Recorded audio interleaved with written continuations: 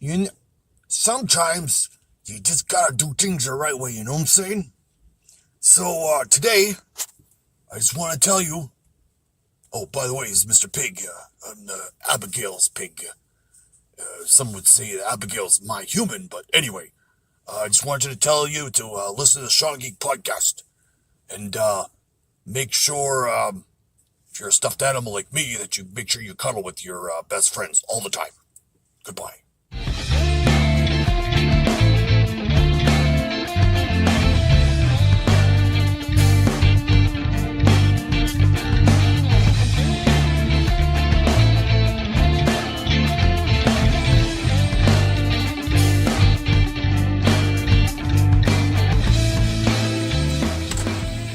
Hello, Seanorama here, Sean Geek Podcast.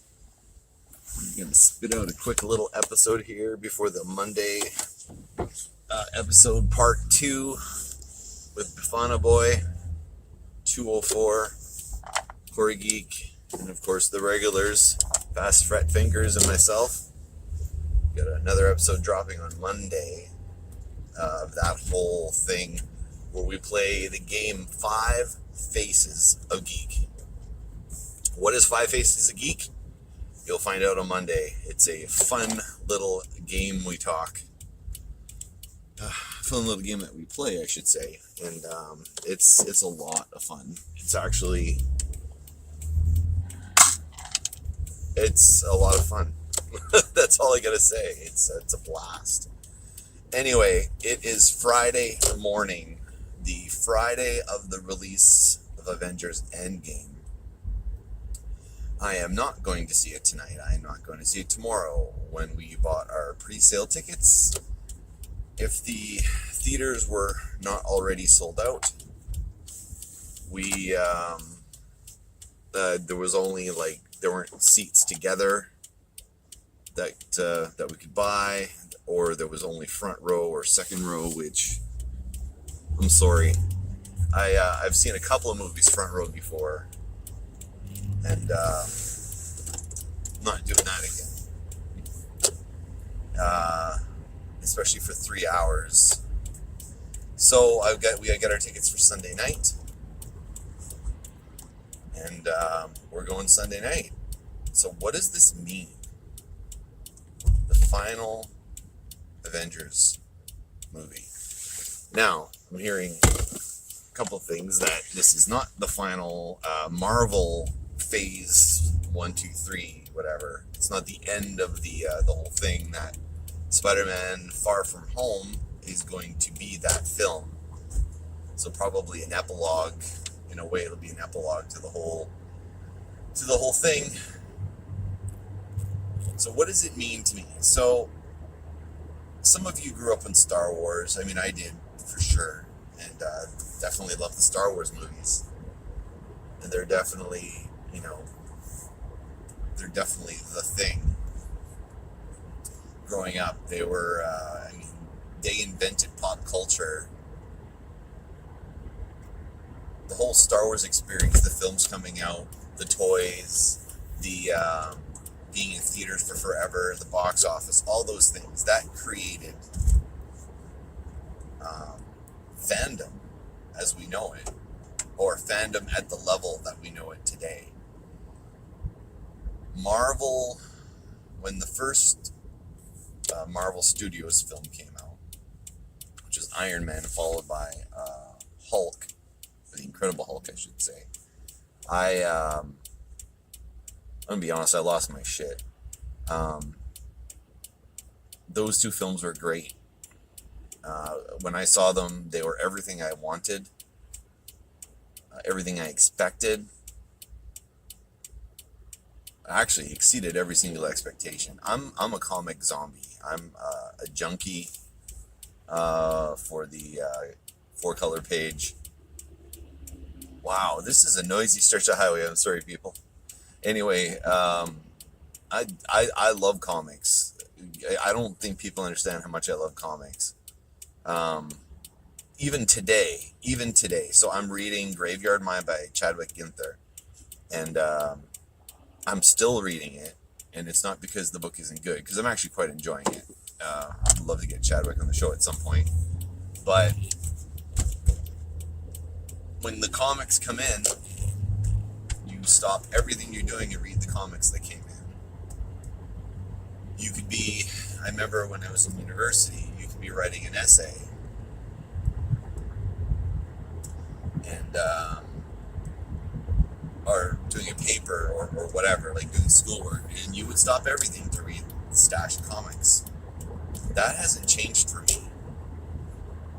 I still do it. I don't collect regularly like I used to, but I'm now in an obsessed getting trade paperbacks from the library phase to try out and sample things that I've never bought before. And I'm on hold list for a whole bunch of different comic books. Recently read Umbrella Academy, and I'm reading Saga by Michael Kivon, and I'm reading Batman, some 52 stuff. So as those become available at the library, and I get my little notice on my phone, I go pick them up, and then I instantly stop doing whatever I'm doing at the moment. That includes writing, working out, still look after my kids, still see my wife, but any and all free time that I have goes to reading those comics. Chadwick's book included, so I'm sorry, buddy. So I'll rush through those comics and then go back to my regularly scheduled programming. The same applies to the films. When the films come out, and luckily my wife and I are both mainlining Marvel movies. So when a new Marvel film comes out, we drop everything we're doing and we go see the film. We sometimes by the seat of our pants, getting a sitter, seeing a show at an odd time, we'll still go see it. We generally see it opening weekend, or at least by the weekend following. But we make it happen one way or the other. So you gotta understand, I like these movies a lot. I love these movies. Some people say, this particular film wasn't any good, or this film was kind of meh, or it doesn't matter. It does not matter to me. This is my dream, to see my 4-color page up on the big screen. This is my dream. This is what I've always wanted to see. I've written screenplays in my mind of seeing a 4-color comic on the page. I thought about my own comic creations, of bringing them to the big screen, seeing them up there and imagining what they would look like. The minor adjustments to the costume to ground it a little bit, the adjustments to storylines. Like, you have no idea. Like, I've imagined my Simca comic as a big screen movie from the go. When I ran the Simca game, it was a little colorful.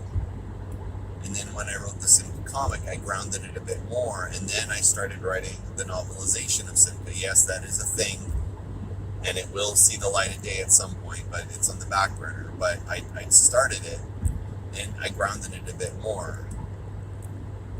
I love the adaptation of comic to screen. I do. Back in the day, I used to follow Comics to Film, the website is devoted entirely to comics on the big screen.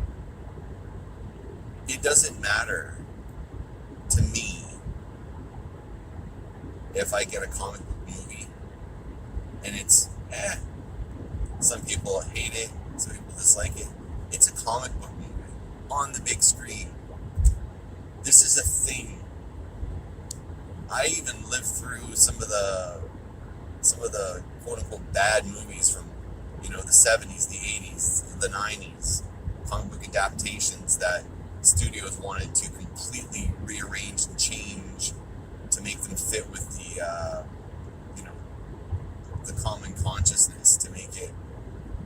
more interesting, more fun, more commercially saleable. Movies like Shaq's Steel, or I don't know, Meteor Man, or Spawn from the 90s, I guess. The Christopher Reeves movies, as great as they were, the bad movies were not that great, but I still liked them, man. The bad Batman movies, I still liked them, man. Even the 1960s Batman TV show, you know what? As hokey and cheesy as it is, it's freaking Batman in, living color. I can't, people may say, oh, well, for example, may say, Iron Man 2 is not a good movie, or the first Captain America was a little stale. No way, man. No way, man. I love those movies. Are they my favorite Marvel movies? Captain America First Avenger is. That's probably a top 5 for me. And there's many, many reasons for that. Maybe that's a future episode to talk about why I think that movie is perfect. Same thing with The Incredible Hulk. Why that movie is perfect. Disagree with me if you want, that's fine. But from my growing up obsessed with comics, making my own, drawing, writing, coloring them myself, like all that stuff I did growing up, all that obsession, reading comic, like going to bed early. I used to go to bed early when I was a kid because I was allowed to read in my bed before. There we go. Let's get some power here, kids. That's right. I used to read comics before bed. It was my reading time. So bedtime's 8 o'clock. I'm in bed at right after dinner, 5:30, 6. And I'm going in and I'm reading my comics and rereading them and rereading them and rereading them and rereading them. And this person's on my ass and I don't know why. There, you know what? If you want to go 150 down the perimeter, power to you, kid. Anyway, I had a lot of comics in my collection that maybe weren't great, that weren't awesome, but I still read them and read them over again and read them over again. And yeah, maybe the line art wasn't that great in this particular one, but maybe the writing was pretty good, or vice versa. The art is dynamic, the story is meh. I still would read and reread and reread. My entire comic collection that I have, which is ginormous, I don't know, I think I'm closing in on 10,000 comics. I still go back. I don't think there's anything that I haven't reread in that collection. And some of the stuff I've reread 20, 30 times. There's no such thing as a bad Marvel movie, and there's no such thing as a bad comic book movie. I'm going to see anything and everything that comes out. But with the Marvel movies in particular, I see them when they come out, right when they come out, and very often I'll pick them up and add them to my Blu-ray collection. And yeah, I still buy Blu-rays. You follow the show, you know I do, and you know why. We can talk about that again later, because that's going to come up again. But these movies are important to me. This isn't a temporary obsession like a show like Mad Men or Breaking Bad, or those shows where it becomes a cultural movement, but for 5 minutes. Maybe those are probably the worst examples. Mad Men and Breaking Bad still hold up, and those are great, great shows. But there might be another cultural obsession that people are going to forget about 5 years from then, that everyone was watching, everyone was talking about. The show lasted a season, and everyone dropped off and everybody forgot about that show, or it doesn't hold up 10 years from now. Comic books aren't like that for me. They are it. They are the thing. and seeing them up on the big screen, like, yes, this is far more important than Star Wars to me. Star Wars did not come from the printed page. It was a movie. It was written for the big screen. It was a movie. And don't get me wrong, Star Wars is fucking great. It is awesome. I love Star Wars. I do. I really do. But notch 10 points higher than that are comics. Specifically Marvel, because I was a Marvel zombie. Like my DC, I do have a bunch of DC, but predominantly it's probably 90% Marvel, 5%, 5%, it's probably 85% Marvel, 10% DC, and then 5% everything else. But I love Marvel comics. I even love them when they're not any good. I even love them when they're doing the gatefold covers, the foil, the diamond embossed 3D. I hate all that stuff, but I might get mad at a family member, but I still love them, so it's the same thing. This is Avengers Endgame, man. Like, the movies have closed in. I guess here's the difference. I've got a few different favorite artists and writers that I follow. You got J. Michael Straczynski, who's always a top. Well, he's probably my top guy. I don't know. It's always a tie between him and Kurt Busiek. Those two guys are gods.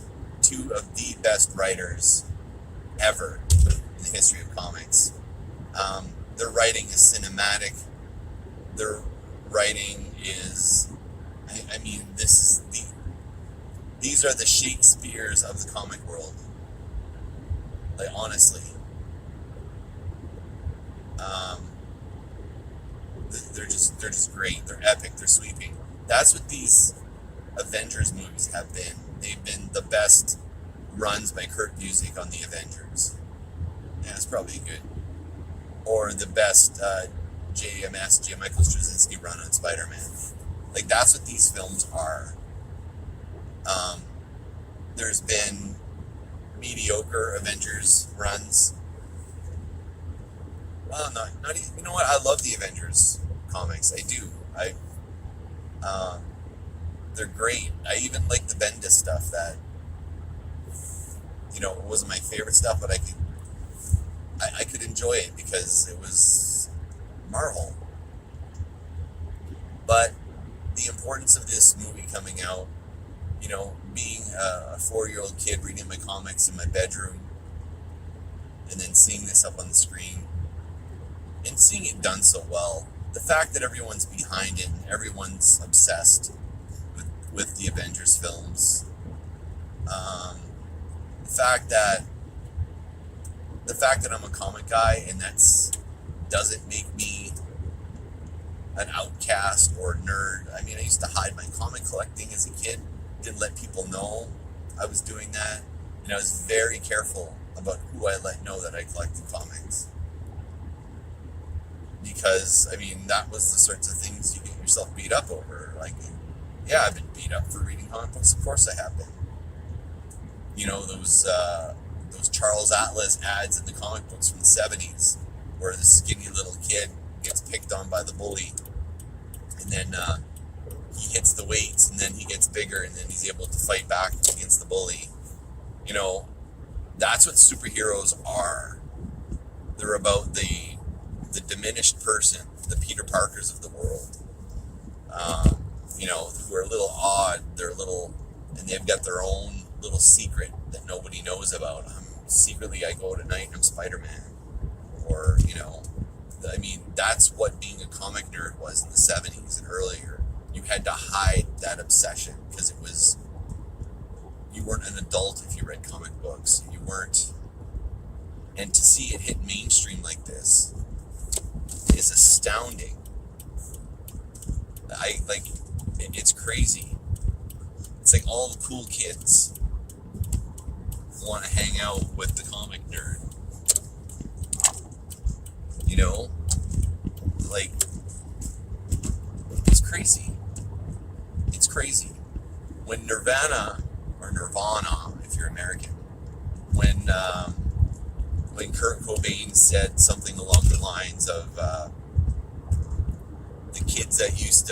jocks and kids that used to beat me up in high school, or, you know, all those people are coming to my shows and buying my record now, and I don't like it at all. I don't mind it, but you still hear those passing comments where, oh yeah, Iron Man 2 is a piece of shit, blah, blah, blah. Like, you know what? Honestly, I don't care. Your opinion doesn't matter to me. I'll have people say, oh, yeah, that's right, you're a comic guy, you like the comic book movies. So then they'll seek me out to give me my opinion on why Iron Man 3 sucked, or whatever. Like, they seek me out to tell me, because, hey, I fit in. I saw the movie. I fit in. I remember I used to try to fit in with the jocks all the time, just so I wouldn't get beat up. You know?